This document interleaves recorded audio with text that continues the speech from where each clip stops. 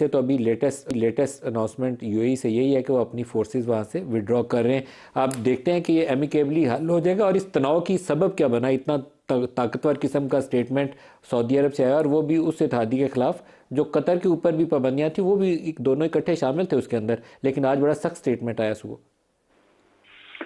देखिए, यमन बड़े अरसे से 3-4 हिस्सों में स्प्लिट है, और इस मरतबा जो स्प्लिट तेज़तर हो गई है, सख्तर हो गई है, क्योंकि उसमें हुआ है कि जो सदर्न ट्रांजिशनल काउंसिल है उसका, और जो ऊपर प्रेसिडेंशियल काउंसिल है, प्रेसिडेंशियल लीडरशिप काउंसिल यमन की, इनमें तसादुम हुआ है। लेकिन जो बुनियादी सबब बना है, एक जगह है, उसका नाम है मुकल्ला कहलाती है, एक बंदरगाह है, उसके ज़रिए जो है कम से कम सऊदियों का ये इल्ज़ाम है कि तरसीलात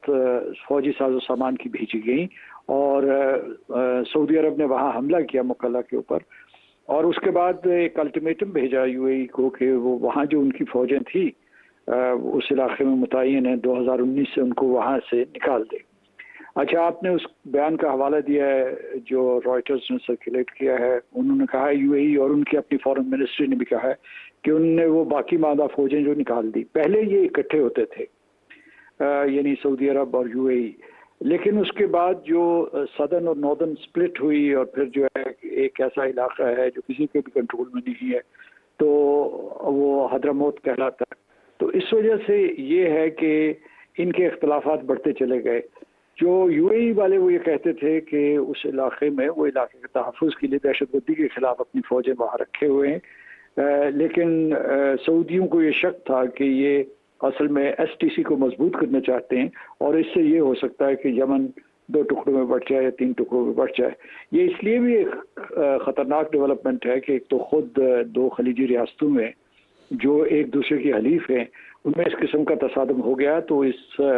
आपका ये था कि क्या ये तसादुम बढ़ेगा, तो मैं ये कहूँगा कि नहीं, इस वजह से कि अरब लीग मुतहर्रिक हुई है, यूनाइटेड स्टेट्स जिनके दोनों ममालिक हलीफ हैं, उन्होंने एक बहुत मजबूत बयान दिया है और इन्हें डिप्लोमेसी की सलाह दी है। और लेकिन जो कल और परसों डेवलपमेंट्स हुई थी, यानी इसराइल ने जो सोमाली लैंड को रिकग्नाइज किया था, तो वो बाबल मंदब जो है, यानी जो